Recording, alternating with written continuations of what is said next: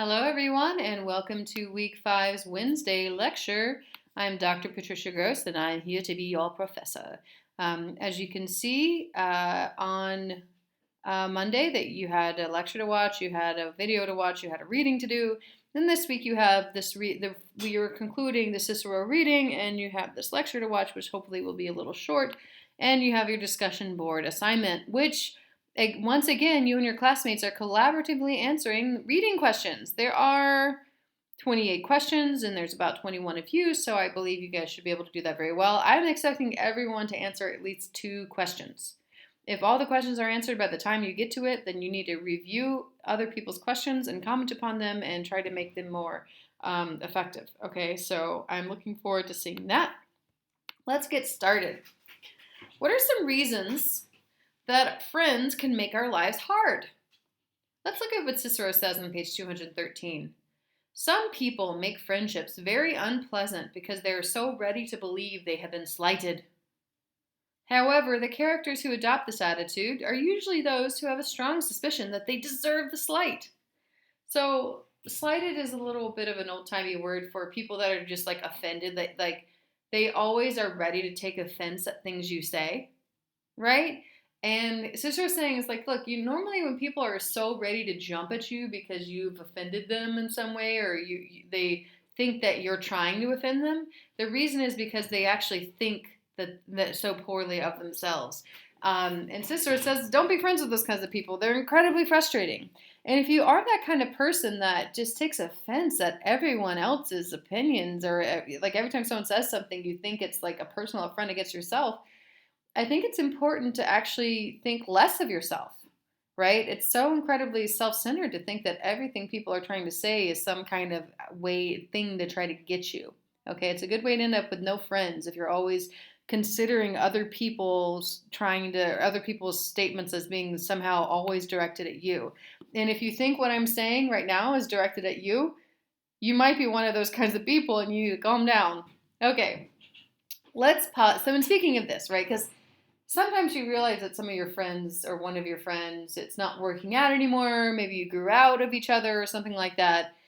So let's talk about the ending of friendships. It's a natural thing according to Laelius, that is Cicero, as our lives and circumstances can change things so readily and so quickly. It is also important to keep in mind that you shouldn't let friendships transform into hate according to Cicero. That's not good. Because what did that say about your friendship that is so easily turned into hate, even though we know that most friendships do turn into bad enemyships, right?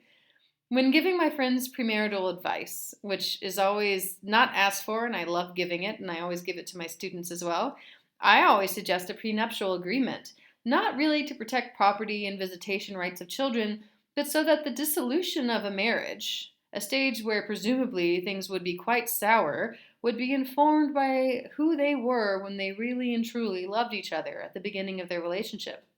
We should all strive to be good people, and sometimes a reminder of who we used to be and how we used to feel is enough to get us onto the right track. Laelius says on page 221, the significance of friendship is that it unites human hearts. Why are we spending so much time on such things when we could be having philosophical conversations about the nature of reality? Because according to Cicero, it is the nature of human beings to have friendships. And these friendships ought to be reflected on, examined, etc., as they are the most important relationships you'll have in your life. They have the ability to make you better or to make you worse. So one ought to be careful of choosing one's friends. And one of the things I think about when I think of Cicero on friendship is that this is really a roadmap for what we think of as human romantic relationships now, or adult romantic relationships, where you often will live with the person, right? You'll do everything with the person. That person is going to be in your life forever, so you might as well be close friends with them, right? And the nature of that friendship ought to be reflected upon in any relationship. Keep this in mind. The death of his friend, right, is ameliorated, that is made better by the fact that the goodness of his friend lives on. This is something that's important for Laelius, that Scipio's goodness lives on. And I want you to keep this concept in mind when we talk about existentialism in a few weeks, as we will discuss more about relationships with other people then. The philosophical questions we are coming across are more about the nature of things and how we might live a better life now. But death is really close to what existentialism is talking about, so we'll continue on with that vein later on. The concluding lines of the dialogue are, "This then is what I have to say about friendship. No one can be a friend unless he is a good man. But next to goodness itself, I entreat you to regard friendship as the finest thing in all the world." Do you think friendship is the finest thing in the world? What has changed in your opinion about friendship, if anything at all? What speaks to you about friendship in this dialogue? The discussion boards are a good place to take these questions more seriously. And to conclude this week, before we conclude this lecture, and perhaps we should pause for a second and ask the simple question, what is philosophical about this dialogue? If you're in the mood to earn a bonus point, go ahead and send me a 100-word email citing textual examples from Cicero and answer by Friday at 11:59 p.m. Why is this philosophy? He's just talking about friendships.